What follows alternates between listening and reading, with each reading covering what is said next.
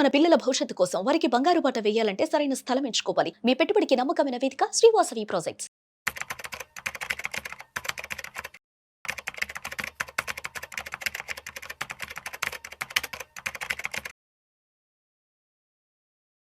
Sir నమస్తే sir. Ramachandramurthy గారు. నమస్తే విష్ణు గారు. రామచంద్రమూర్తి గారు, ఇవాళ మార్కెట్ క్లోజింగ్ ఎలా ఉంది ఒకసారి చూద్దాం సార్. ఇవాళ December 17th Wednesday sir. Sensex విషయానికి వస్తే 120 పాయింట్ల నష్టంతో 84,559 వద్ద క్లోజ్ అయింది. నిఫ్టీ విషయానికి వస్తే 41 పాయింట్ల నష్టంతో 25,818 వద్ద క్లోజ్ అయింది. సో ఇవాళ మార్కెట్ కాస్త స్వల్ప నష్టాలతోనే క్లోజ్ అయింది. సో ఏంటంటారు కారణాలు మార్కెట్లు ఇవాళ కొంత స్వల్ప నష్టాల్లో క్లోజ్ అవ్వడానికి? కానీ మనకి ఇప్పుడు ఏంటంటే కొంచెం ఇవాళ నష్టం 40 పాయింట్సే కనపడుతుంది. కానీ యాక్చువల్గా ఆల్ టైమ్ హై నుంచి చూసుకుంటే అంటే 26,270 ఆల్ టైమ్ హై మొన్న లాస్ట్ 1 వీక్ బ్యాక్ క్రాస్ అయింది. అక్కడి నుంచి కనుక చూసుకుంటే ఇది ఒక 200, 450 పాయింట్స్ దాకా డౌన్ అయిపోయింది సార్. యాక్చువల్గా దీనికి మేజర్ రీజన్ ఏంటంటే ఇప్పుడు ఈవెన్ బ్యాంక్ నిఫ్టీ చూసుకున్న 1000 పాయింట్స్ ఆల్ టైమ్ హై 60,000 నుంచి 1000 పాయింట్స్ డౌన్ అయింది. సెన్సెక్స్ అయితే 85,500 దాదాపు 1,500 పాయింట్స్ దాకా డౌన్ అయింది. అంటే ఓవరాల్గా లాస్ట్ 1 వీక్ నుంచి కూడా స్లోగా డౌన్ అవుతూ వస్తుంది. అయితే దీనికి మేజర్ రీజన్స్ రూపీ వీక్ అవటం అనేది మేజర్ రీజన్ అవుతుంది. ఎఫ్ఐఎస్ కంటిన్యూగా సెల్లింగ్ చేస్తున్నారు. సో డిఏఎస్ కాంపెన్సేట్ చేస్తున్నారు కానీ స్టెబిలైజ్ చేయగలుగుతున్నారు కానీ ట్రెండ్ ఇంకా పాజిటివ్ ట్రెండ్ తీసుకురావట్లేదు. అలాగే మిడ్ క్యాప్ ఒకటి బాగా డౌన్ అవుతుంది. మిడ్ క్యాప్ కానీ స్మాల్ క్యాప్ కానీ బాగా ఫాలో అవుతున్నాయి.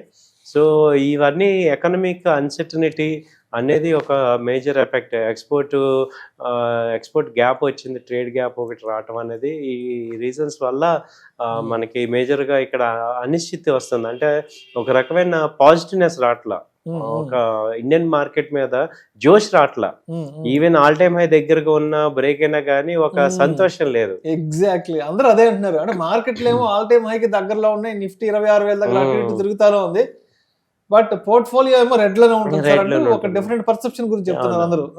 అవునండి. దీనిలో ఏమవుతుందంటే మేజర్ టాప్ 20 కంపెనీసే ఎక్కువ పాజిటివ్లో ఉన్నాయి, మిగతా కంపెనీస్ కొంచెం డౌన్లో ఉన్నాయి. ఇంకా వాటిలో బయింగ్ రావట్లా, ఫ్రెష్ బయింగ్.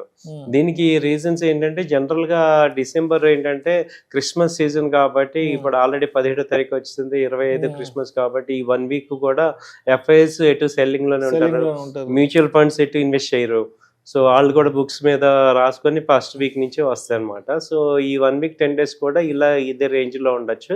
మేజర్గా టెక్నికల్గా 25,700 కనుక నిఫ్టీ స్పాట్ కట్టిందంటే ఇంకా డౌన్ ట్రెండ్ కన్ఫర్మ్ అవుతుంది. సో అక్కడి నుంచి 25,500, 400 కూడా ఛాన్సెస్ ఉన్నాయి. కాబట్టి ఏంటంటే డౌన్ సైడే కనపడుతుంది ఎక్కువ. ఈవెన్ పైకి రేజ్ అయినా 200 పాయింట్స్ అవుతుంది, 26,000 ఆ రేంజ్ అవుతుంది. సో అప్ సైడ్ 26,000 ఆ తర్వాత 26,150 ఆ రేంజ్ వరకు అప్ సైడ్ కనపడుతుంది. కానీ డౌన్ సైడ్ కూడా కొంచెం స్లైడ్గా అవుతుంది. సో వీక్నెస్ అయితే ఉంది. ఇవాళ చూస్తే మనం పర్టికులర్గా ఏ స్టాక్స్ మేజర్ ఎఫెక్ట్ ఏంటంటే హీరో మోటార్ వచ్చి 2.26% డౌన్ అయింది. దాదాపు 5,800 దాకా ప్రెజెంట్ వచ్చింది, 200 పాయింట్స్ దాదాపు డౌన్ అయినాయి. అంతకుముందు ఇది 6,300 దాకా వెళ్ళింది. సో ఇప్పుడు 5,800. సో డౌన్ ట్రెండ్లో వచ్చింది, మంచి అట్రాక్షన్ బాగా తగ్గింది, 500 పాయింట్లు తగ్గింది అనమాట hero motor all time high చూసుకుంటే. అలాగే అపోలో హాస్పిటల్ కూడా కంటిన్యూగా డౌన్ ట్రెండ్ ఉంది. సో ట్రెండ్ కూడా 1% డౌన్ అయినాయి. సో పెరిగినవి చూస్తే శ్రీరామ్ ట్రాన్స్పోర్ట్ ఒకటి కంటిన్యూగా అప్ ట్రెండ్లో ఉంది, ఇవాళ కూడా 2% పెరిగింది. అలాగే హిండాల్కో కానీ హిందుస్థాన్ జింక్ మెటల్స్ బాగా పెరుగుతుంది, ఎందుకంటే సిల్వర్ పెరుగుతుంది అక్కడ కాబట్టి మెటల్స్ కంపెనీస్ బాగా పెరుగుతున్నాయి. స్టీల్ కంపెనీస్ కానీ మెటల్స్ ఇవన్నీ కూడా బాగానే పెరుగుతున్నాయి. సో బ్యాంక్స్ కూడా పాజిటివ్లో ఉన్నాయి. ఓవరాల్గా ఏంటంటే ఈ మెయిన్ ఎక్కువ ఏంటంటే 1-2% గ్యాప్లోని వాళ్ళ అప్ అండ్ డౌన్ అవుతున్నాయి అనమాట. సో అంతకుముందు ఏవైతే బాగా హైలో వచ్చాయో ఆటోమొబైల్ సెక్టర్ ఇప్పుడు వీక్నెస్కి వస్తుంది కొంచెం. సో కింద ఐటీ సెక్టర్ కొంచెం పైకి వెళ్తుంది. ఐటీ సెక్టర్ మొన్నటి దాకా డౌన్లో ఉంది, అది కొంచెం అప్ ట్రెండ్లోకి వస్తుంది. సో ఫైనాన్స్ సెక్టర్ అయితే కన్సిస్టెంట్ పర్ఫార్మెన్స్ ఇస్తున్నాయి. సో ఇవాళ శ్రీరామ్ ట్రాన్స్పోర్ట్, చోళమండలం కానీ బజాజ్ ఫైనాన్స్, బజాజ్ ఫిన్సర్వ్, ముత్తూట్ ఫైనాన్స్, మన్నపురం ఇవన్నీ కూడా కొంచెం గ్రోత్లో ఉన్నాయి. Right right. అండ్ ఒకసారి అండి మార్కెట్ న్యూస్ పరంగా చూస్తే అండ్ గత సంవత్సర కాలం నుంచి ఈ ట్రంప్ టారిఫ్లతో మార్కెట్లను బాగా భయపెట్టి ఇబ్బంది పెట్టేశాడు. ఇప్పుడు సరే మొత్తానికి అదేదో కొంత సర్దుబాటు అయింది, ప్రస్తుతానికి ఎవరి పనుల్లో వాళ్ళు ఉన్నారు. ఇప్పుడు మళ్ళీ కొత్తగా మెక్సికో కూడా మళ్ళీ టారిఫ్ల పాట అందుకుంది. ఏంటంటే మెక్సికో టారిఫ్ల విషయం ఏదైనా మార్కెట్లను కొంత ఇబ్బంది పెట్టే అవకాశం ఉందా, లేదంటే మార్కెట్లో ఆల్రెడీ ఇట్లాంటి పెద్ద పెద్ద విషయాలని డైజెస్ట్ చేసుకొని డిస్కౌంట్ చేసుకొని ముందుకెళ్ళిపోయింది కాబట్టి మరి ఇప్పుడు మెక్సికో టారిఫ్లని అసలు మన మార్కెట్స్ చూస్తాయా, పక్కకి తోసి పడేస్తాయా? యాక్చువల్గా ఎలా ఉందంటే అండి, ఇప్పుడు ఇండియాలో ఎఫెక్ట్ అయితే కొంచెం ఉంది. ఎక్స్పోర్ట్స్ అనుకున్నంత అవ్వట్లేదు. ఇప్పుడు అంతకుముందు యుఎస్తో దాదాపు $90 బిలియన్ బిజినెస్ జరిగేది, ట్రేడ్ డీల్ జరిగేది ఎవ్రీ ఇయర్. అది మిస్ అయినట్టే. సో ఏంటంటే మనము ఇప్పుడు గ్రో అవుతున్న మార్కెట్కి కావాల్సింది ఏంటంటే అన్ని సైడ్ నుంచి కోఆపరేషన్. కొత్త మార్కెట్స్ ఓపెన్ అవ్వాలి, ఎగ్జిస్టింగ్ మార్కెట్స్ కూడా ఉండాలి. సో ఇప్పుడు ఇది వేరే చోట కాంపెన్సేట్ అవుతుంది కానీ ఈ బిజినెస్ ప్లస్ యాడ్ అవ్వట్లా.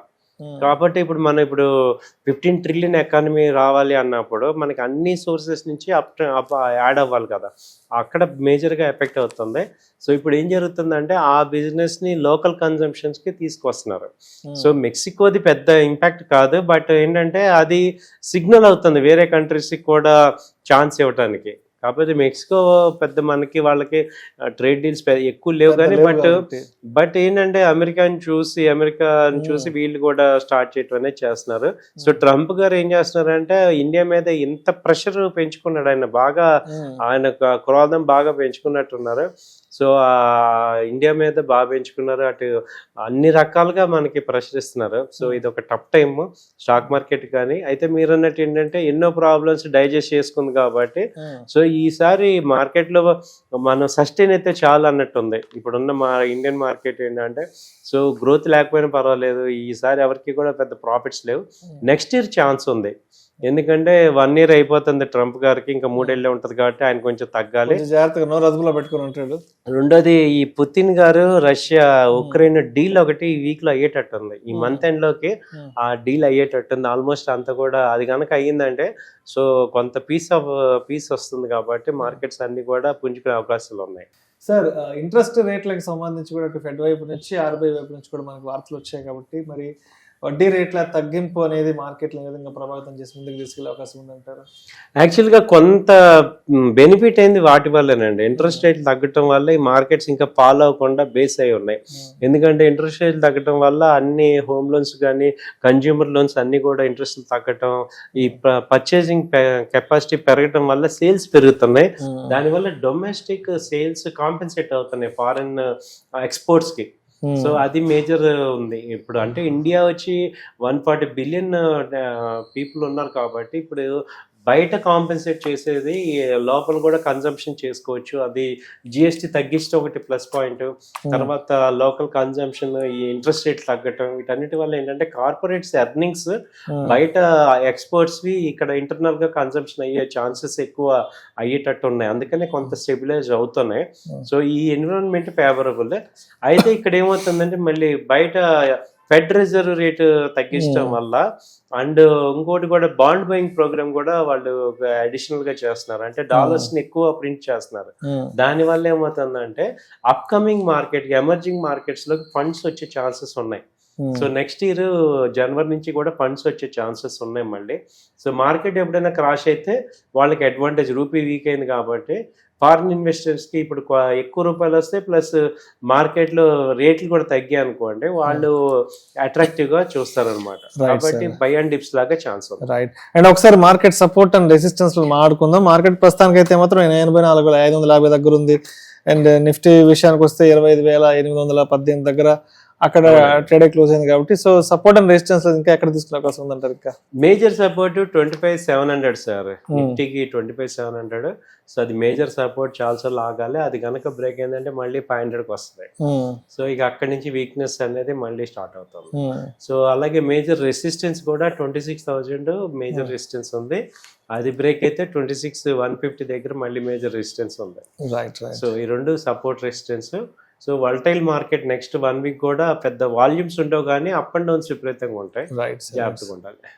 సో మరి రేపటికి December 18th థర్స్డేకి మార్కెట్ ఎలా ఉండే అవకాశం ఉందంటారు? Traders and investors market opening టైంకి ఏ విధంగా సిద్ధంగా ఉండాలంటారు?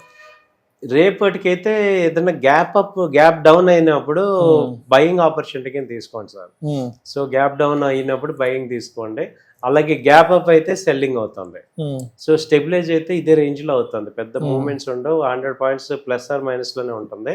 సో వి షేప్ లో అవుతాయి. ఫస్ట్ గ్యాప్ డౌన్ అయింది అనుకోండి, మళ్ళీ రికవరీ వస్తుంది.